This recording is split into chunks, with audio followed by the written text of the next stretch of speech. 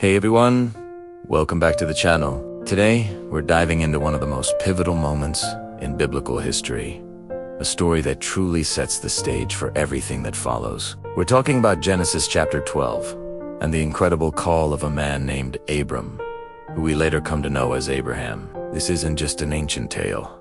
It's a profound story about faith, obedience, and the sometimes messy, winding path of following a divine promise. So, let's set the scene. Abram is living in a place called Haran. He's comfortable. He has his family, his home, his community, everything he's ever known. He's 75 years old, an age when most people are thinking about slowing down, not starting a massive, life-altering adventure. But that's exactly when God steps in. Imagine this. Out of the blue, the voice of God cuts through the ordinary rhythm of Abram's life. And the command is radical. God says, "Leave your country, your people, and your father's household, and go to the land I will show you." Let's just pause and think about the weight of that. God isn't just asking Abram to move to a new neighborhood. He's telling him to leave everything. His homeland, the entire social structure he belongs to, and even his closest family ties. And where is he going? To a land I will show you. There's no map. No 5-year plan, no address to plug into a GPS. It's a journey into the complete unknown, based on nothing but a voice and a promise. But what a promise it is. This is the other side of the coin. God doesn't just give a command. He attaches a breathtaking covenant to it. He tells Abram, "I will make you into a great nation, and I will bless you. I will make your name great, and you will be a blessing. I will bless those who bless you, and whoever curses you I will curse, and all peoples on earth will be blessed through you." This is huge.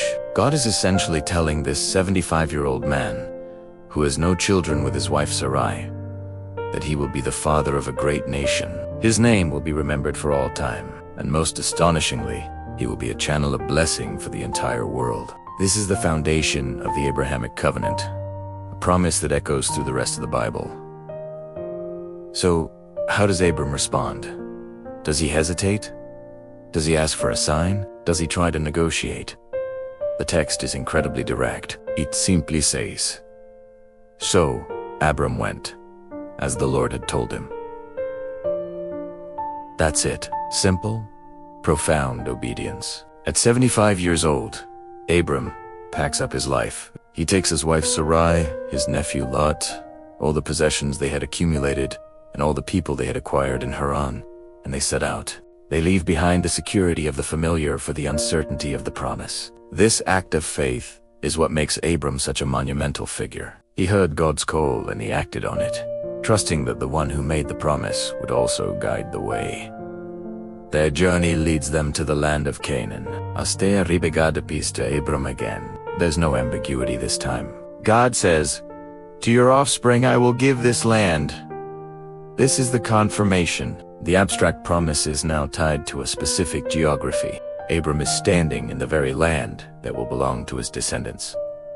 And what's Abram's first response in this new land? He builds an altar to the Lord who had appeared to him. He stops, carves out a sacred space, and worships. This act of building an altar becomes a recurring theme in Abram's life. It's his way of marking the places where he has encountered God, a tangible expression of his gratitude and dependence. He's saying, "God, you brought me here, and I recognize your presence and your promise in this place."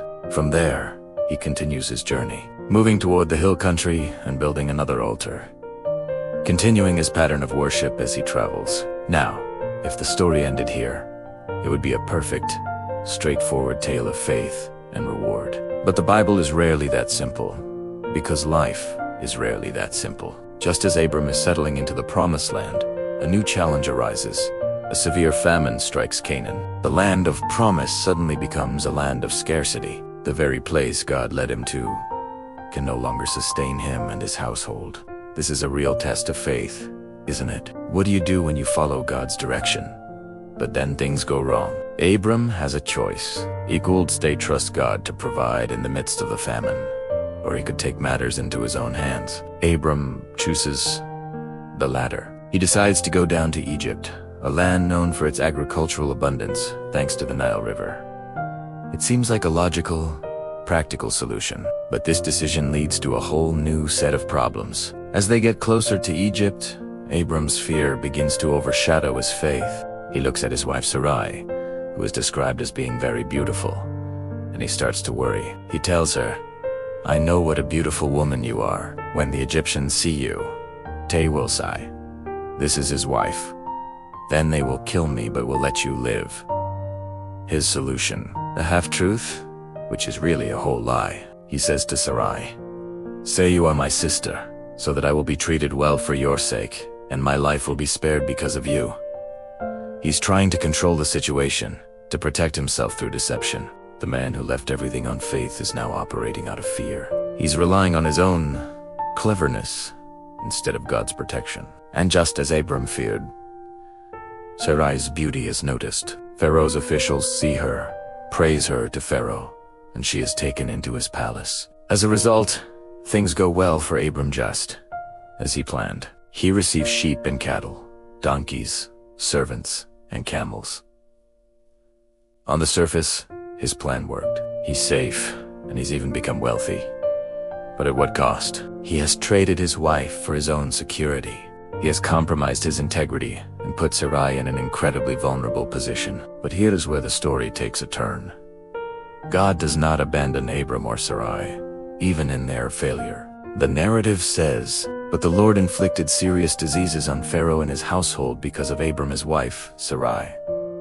God intervenes directly. He protects Sarai and defends the integrity of his covenant promise, even when Abram himself is failing to uphold it.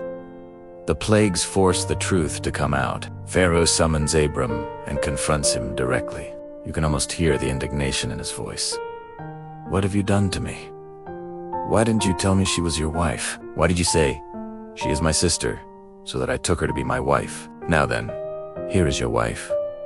Take her and go." It's a moment of profound humiliation for Abram. He, the man of God, is being rebuked by a pagan king for his deceit. Pharaoh, the one Abram feared, actually acts with more integrity in this moment. He returns Sarai and sends Abram on his way with all his possessions. So, what can we take away from this incredible chapter? First, we see that God's call often involves leaving our comfort zones and stepping into the unknown. It requires faith and obedience, even when we don't have all the answers. Second, God's promises are vast and world-changing. The call to Abram wasn't just for his own benefit. It was designed to bring blessing to the entire world, a promise ultimately fulfilled in Jesus Christ, a descendant of Abram.